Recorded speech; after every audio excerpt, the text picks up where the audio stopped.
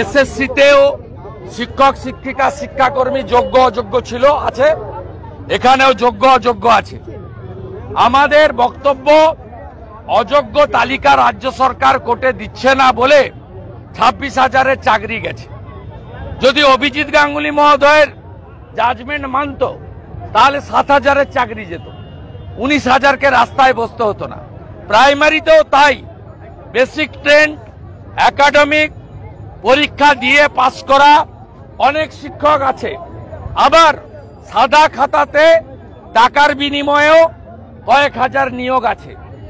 আমরা বারে বারে বলেছি যোগ্য অযোগ্য তালিকা মুখ্যমন্ত্রী দেবেন না, তার কারণ তিনি চুরি করেছেন, ক-ঠ্যাং ধরা পড়বেন। তাই বাংলার মানুষকে 8 মাস পরে বিধানসভার ভোট, কোন যোগ্য অযোগ্য বাঁচতে হবে না, একটাই অযোগ্য, তার নাম মমতা ব্যানার্জি। এই অযোগ্য মহিলাটিকে, এই অযোগ্য মুখ্যমন্ত্রীটিকে বাতিল করে দেন নির্বাচনে, বাংলায় সব ঠিক হয়ে যাবে। সবাই যোগ্য, একটাই অযোগ্য, তার নাম মমতা ব্যানার্জি।